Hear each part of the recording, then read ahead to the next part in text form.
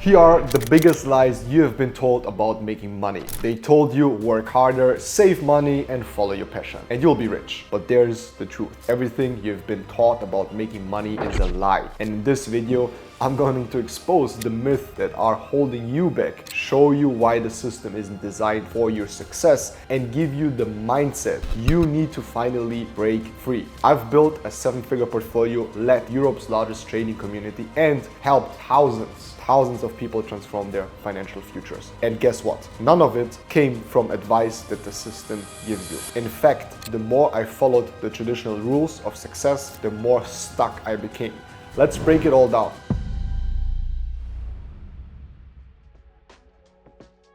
Lie number 1, the system is built to help you. Here's the hard truth. The system isn't designed to make you rich. It's designed to keep you dependent. Why do you think schools and institutions fail to teach financial education? Simply because their plan is to not teach you financial education. I realized the first time that this is true in school when every time I had a question on how to build wealth, they said it's only for the rich people and rich families. So they don't even give you a chance. Lie 2, work harder, make more money. We have all been told that the secret to success is simple. Work harder, put in more hours, and you will eventually make it. But is this really true, or is it just another way to keep you stuck in the rat race? A moment that everyone will have in their life is once they take a job and they will see with the job they cannot pay their bills. Therefore, they want to take another job, and then they have a limit because everyone has 24 hours. So the system is always capped in the money that you make. The big difference between hard work and leverage is that leverage will make you money, not depending on the hours and the effort that you put in, but rather on other people's work or leveraging tools and system. Most of the times, when starting in the normal world, in the job world, you will definitely understand very soon that working hard most of the times doesn't mean you get paid better. There's people that work very, very hard in certain areas of life. Let's say, for example, nurses, let's say people that at the end of the day, cleaners, for example, they have very hard work, construction builders, right? And these are very hard jobs. Some of them I did myself. I cleaned back in the times mobile homes. I did work on some construction sites. And yes, they are sometimes paid okay or better than, let's say, other jobs. But most of the times, if you look into our economy, jobs that are really, really hard physically and mentally, right? Let's say in the mental space, people that have to deal with elderly people, take care of them, which is an honor thing. It's a thing of honor to take care of the older population. They get paid very, very, very badly. Let's talk about construction and some of the hard work on your bones, on your muscles every day. Some of these jobs are the lowest paid jobs, but then you have jobs that pay you a lot of money because people are in higher positions and they take care of other people. So that's when leverage starts to kick in. There's different areas and different systems of leverage at the end of the day, where hard work at the end of the day is most of the times paid very, very little, and smart work, leveraged work where you need to, in a job world, then take care of a lot of people, or even one step higher, you have your own business where you're leveraging systems, you're leveraging information or informational arbitrages. That's where you are working smart and then also very hard. But hard for me means you are destroying your body and your mind through the work, and that's something we don't want to do. We want to work very hard, put a lot of in, we want to have a lot of input, but we also want the maximum output, and the output to grow exponentially after us doing this work. Again, most work is very linear. It's capped by hours, it's paid by hours, and not so much on what you produce. Whether if you produce, for example, sales, you get a percentual cut. So if you have more sales, you make more money, so you can grow it. You can find systems how to sell more. You can employ people to sell more. You can teach people that then teach people, right? In network marketing, for example, that's why I think it's one of the best business models out there. It's because you teach people that then teach people that then teach people. Many times this is referred as to a pyramid scheme. But you need to understand that at the end of the day, everything in the world is a pyramid scheme. And if you want to leverage work and want to not work hard, but work smart and then hard, then these kind of systems work very, very well, where there's leverage included. Another way of leverage would be lending money from a bank and then buying real estate or buying stocks, right? You're using OPM, other people's money. You're paying back a certain percentage. As long as the percentage you make from the invested money that you got from the bank, you can still pay back the loan, but also have some profit. That's leverage. And that's something that is never taught in school. So that's where I understood hard work, right, does not translate into better most of the times, but into destroying your body and your mind. Rather than if we use leverage and we use smart work and then work hard with the knowledge that we have, then we will outperform everything and we will have a leveraged lifestyle where we are making more money than anyone else with maybe less work. The easiest way to switch your mindset from working hard to working smart is by asking yourself the question, is there a limit to what you are doing? Is there a possibility with what you're doing right now, what you are producing, what you are giving the time, right? People don't understand the concept of time and money very well, right? And that's what you need to understand. If your time is paid by the hour, that means you have a limit, which is 24 hours, which everyone on this planet Earth has. But now if you are paid on your skill, right? You are paid on, for example, teaching other people, that's then leverage, because now you teach people, they have a skill. So let's make a very easy example here. Let's say your job, and that's how I understood it back in the times. So let's make an easy example. Let's say you clean houses, right? And you make $80 a day for 8 hours. So every hour pays you $10. That's the average on the market. That's what everyone gets paid. Maybe if you're lucky, you work somewhere else where you get $11. Maybe you're unlucky and you work for 8 hours and for $8 an hour. It depends, right? But that's the average. There's always averages. If it's too high, people will not pay for it because your skill is something that many people have. Many people can clean houses. So there's an average of what people will pay you for the work that you do. That is hard work. Now let's say we do smart work with the same example. Let's say instead of you working 8 hours, now you find 10 people, you hire 10 people, you build a system and you teach them very well how to clean a house maybe more efficient than everyone else with a certain method, right? With certain tools that other people don't have. Now you employ 10 people, right? You sit home, you manage them. These 10 people now go out, okay, and they work for you. Now every time they make $10 per hour, right, you get a part of that. You get $1 or $2 of that, or a little bit more or a little bit less, depending. So now you're leveraging people's work. You're in leverage. You're not working yourself. You now put a system together where other people can work for you. You always get a percentage of what they make, and now you have a business. So now you're using leverage. Now we can take this higher and find solutions how to leverage this even more. For example, we could start to hire more people. More people means more hours that in your company together are put into this task. Let's say you have 100 people. Now 100 people put in 8 hours every day. That's 800 hours per day that people clean houses, right? Back in the first example, it was one person, you, and you were cleaning 8 hours. So in one example, you are putting in 8 hours of work, so you're getting paid for 8 hours. Now you're putting in 800 hours of work and you're getting paid 800 times more at the end of the day. You know what I mean? Or 100 times more in that sense. So it is very, very easy to understand this easy, simple example. And that's the easy and simple example that I understood. So working harder and smarter, there's a big difference, and now you know. So you should always look in life for leverage. How can you be the one that sells the product? How can you be the one that provides the service, not the one that is providing the service? Third lie. You need a high salary to be rich. How many times have you heard someone say, if I could just get a 6-figure salary, I'd be rich?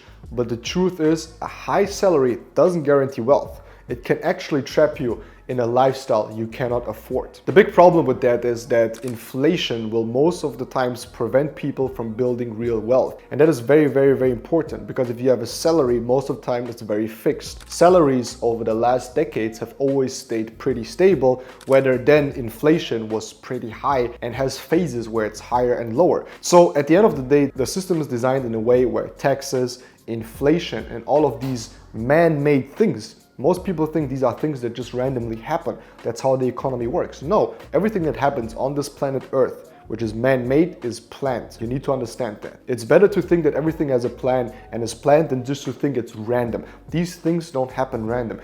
These tools, monetary policies, monetary tools are put in place for people to keep spending money to hype up the economy, but at the same time with taxes, inflation, and many, many other things to keep you from the possibility of actually becoming wealthy.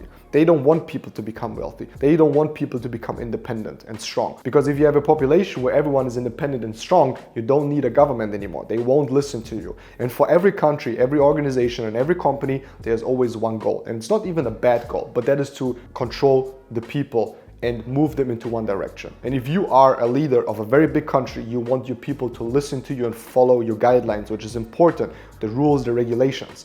But again, taxes and every monetary tools are put into place to prevent you from actually becoming rich and wealthy. So even with a normal salary, if you don't invest your money, then if you don't beat inflation, then inflation is going to eat up your money on the bank account. Because if you save money on a bank account, today, $100,000 in 10 years is going to be maybe worth $60,000, $40,000, $50,000. So it's going to be cut by half. So putting money aside and just leaving it on your bank account doesn't help. You are losing money. You need to find a product. You need to start to invest. You need to use leverage in the markets, for example, to buy things that appreciate and not go down in that sense, right? You need to find something that makes you more returns than inflation is taking from you. Then you are beating the system. But that's what most people don't understand.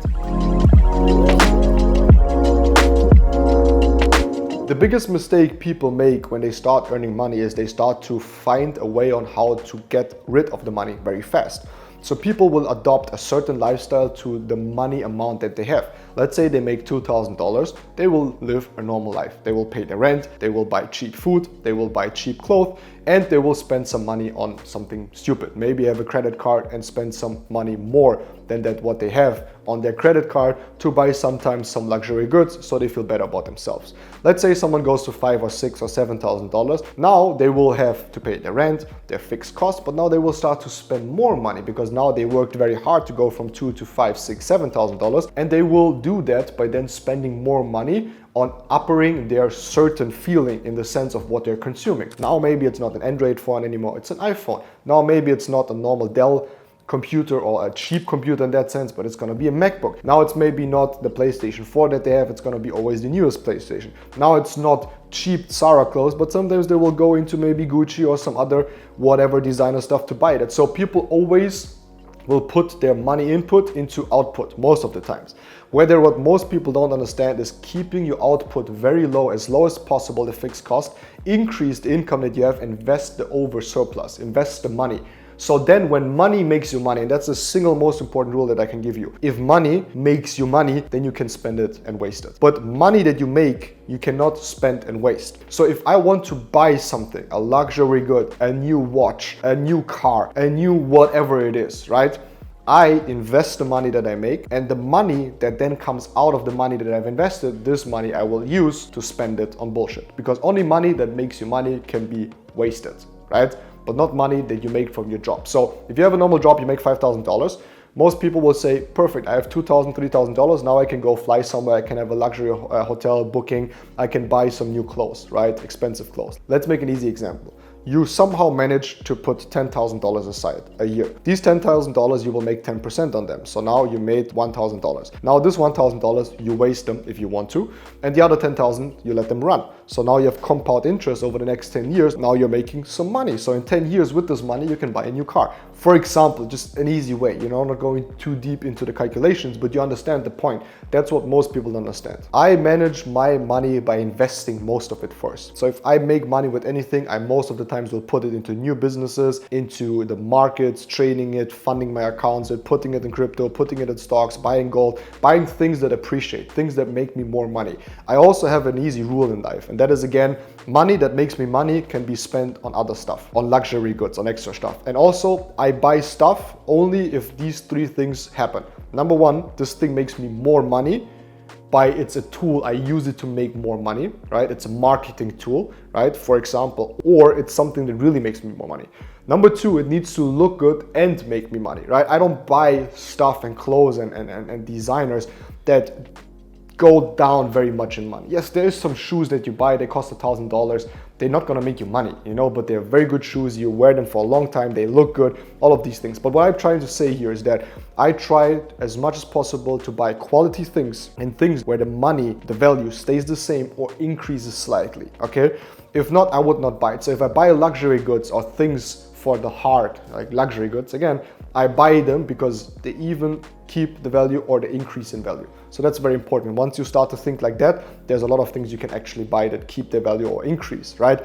But for that, most of the times you need a little bit more money. But these are some of the rules that I focus on. And obviously, I always try to beat inflation by always having my money put to work. I don't put money somewhere. I never have money on my bank account besides the money that I need to live, and all the other money is working for me. Money is energy, and if energy doesn't move, then it's not energy, it's gonna die. It has to move. So every money you have, needs to be put into something and diversified. It will yield, it will make you money back, and that will accumulate. And that profit you can then use to buy more things that make you money. And at that point, in a couple of years, you can build a very big portfolio with different assets, physical, non-physical, and so on. Lie number 4, save your way to wealth. How many times have you been told, just save your money and one day you will be rich? It sounds safe, it sounds responsible, but it's one of the biggest financial lies out there. For someone that is starting out, the easiest way to start investing money is getting some education. There's a lot of communities, there's a lot of platforms such as our community that teaches about trading education, investment education, the TPR, right? For example, or you just start to find information in books or just in general.